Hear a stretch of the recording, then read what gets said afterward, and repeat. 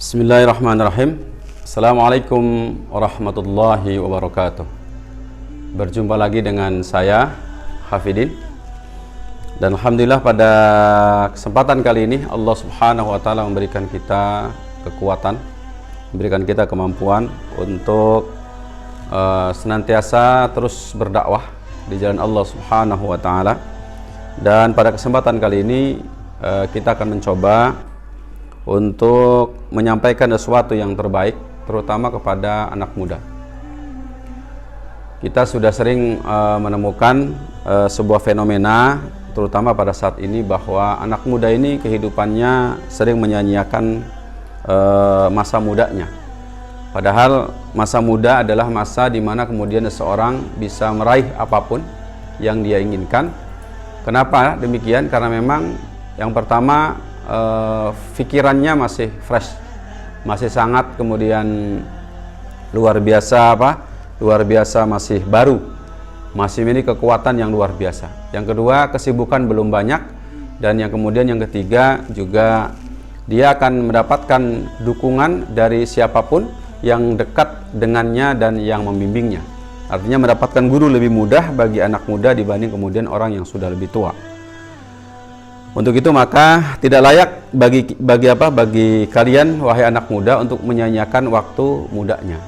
Nah, di antara hal yang barangkali aktivitas yang bisa disebut dengan menyanyiakan masa muda adalah bermain lebih banyak dari belajar dan berlatih skill terutama. Jadi kalau belajarnya lebih sedikit tapi bermainnya lebih banyak, kemudian atau berlatih satu skill lebih sedikit dibanding kemudian bermainnya, maka ini termasuk menyanyiakan waktu muda. Di antaranya contoh seperti ini. Setiap anak muda saat ini, terutama anak yang sudah barangkali usia di atas 15 tahun atau apalagi kemudian atau di usia 17 tahun ke atas, saya yakin mereka sudah memiliki gadget, sudah memiliki HP. Nah, ini luar biasa. Bagi anak muda yang tidak menyanyiakan waktu bisa terlihat. Contoh, gadgetnya untuk kepentingan menambah ilmu. Dan kita sudah tahu, yang namanya fasilitas HP ini adalah fasilitas yang seperti sebuah alat. Bisa untuk sesuatu yang bermanfaat, bisa juga sesuatu yang mudarat gitu. Nah, anak muda yang kemudian akan memanfaatkan waktunya dengan baik dan tidak menyanyiakan waktu masa mudanya, maka dia pasti akan mengunduh banyak ilmu. Untuk itu maka saya sarankan pada kesempatan kali ini, wahai anak muda, maka manfaatkan gadget, manfaatkan kemudian smartphone ini untuk aktivitas banyak belajar dari berbagai ahli. Maka setiap anak muda seharusnya itu sudah mulai bisa membaca siapa kemudian idola-idola terbaik untuk masa jangka panjangnya. Begitu. Misalnya seorang yang di masa muda melihat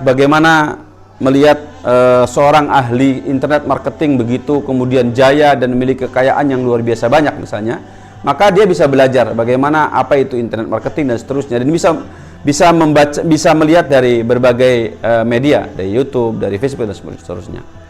Begitu juga kemudian bagi seorang anak muda yang sangat mengagumi mengagumi seorang penghafal Al-Quran, maka masa muda paling tepat untuk menghafal Al-Quranul Karim. Untuk itu maka gunakan dan manfaatkan gadget untuk membekali diri untuk masa yang akan datang. Tapi ingat teman-teman yang masih muda, usia Anda usia 17 tahun itu harusnya sudah malu kalau masih minta kepada orang tua. Kenapa? Karena seorang mukmin, apalagi dia seorang mukmin, maka Masya Allah seharusnya usia 17 tahun bisa makan dari tangannya sendiri. Dan kita sudah tahu bahwa di masa lalu, bagaimana orang-orang beriman di masa lalu memiliki kemampuan yang luar biasa. Usia belasan tahun, usia 21 bisa memimpin sebuah kepemimpinan yang luar biasa besar seperti Al-Fatih dan lain sebagainya. Untuk itu maka pada kesempatan kali ini, apa sih aktivitas terbaik bagi orang yang pada saat ini masih muda? Yang pertama adalah belajar agama. Ini penting sebagai pondasi kita yang sangat primer untuk bagi setiap anak muda. Mesti mengerti apa itu akidah, apa itu syariah, apa itu akhlak, itu mesti paham. Jika tidak paham, maka Masya Allah pasti hidupnya akan akan terbengkalai begitu banyak, tersia-siakan seperti itu. Dan kemudian tanpa panduan yang benar dan kemudian yang baik. Kemudian yang kedua, belajar ilmu pengetahuan. Belajar apa? Dari mulai belajar bahasa Arab, belajar bahasa Inggris, belajar bahasa manapun. Termasuk kemudian belajar hal-hal yang lain. Ilmu sosial, ilmu ekonomi, ilmu politik, ilmu apapun. Dan hari ini Masya Allah, anak muda saat ini memiliki kemudian potensi untuk menguasai berbagai bidang ilmu. Dari YouTube misalnya, dari Google misalnya, kita bisa mengunduh banyak ilmu. Dan Masya Allah mungkin barangkali ada di antara anak muda yang tidak memilih sekolah di tempat universitas tertentu atau sekolah-sekolah tertentu. Tetapi dia punya kecerdasan tersendiri, dia membaca banyak artikel, menonton banyak YouTube yang kemudian yang memiliki yang memiliki bobot keilmuan yang kuat. Dan ini sangat banyak luar biasa dibanding kemudian memilih fase-fase yang lain. Kemudian yang ketiga, berlatih skill hidup. Ini penting. Skill bagaimana komunikasi, skill bagaimana kemudian ngobrol, skill bagaimana kemudian mempengaruhi orang lain, skill bagaimana menjual. Ini juga sangat penting. Makanya belajar kemudian bagaimana menjual sesuatu, bagaimana kemudian kita bisa merayu seseorang untuk membeli barang kita. Ini juga termasuk skill yang mesti dilatih oleh anak muda saat ini. Karena apa? Anak muda tidak boleh berpangku tangan. Kemudian yang keempat, berlatih hidup mandiri. Hidup mandiri berarti apa? Hidup di mana kemudian dia bisa sanggup menopang dirinya, bisa mencari uang sendiri, bisa mengurus dirinya sendiri, dan kemudian bahkan bisa mengurus orang lain. Kemudian yang kelima, bergaul yang positif. Salah satu kelemahan dan salah satu penyebab utama rusaknya anak bangsa, anak-anak muda itu apa? Karena salah memilih teman untuk bergaul. Padahal kita sudah tahu agama seseorang tergantung agama temannya. Makanya anak muda, perhatikan siapa temanmu. Kalau temanmu ahli maksiat, maka Anda pasti akan maksiat.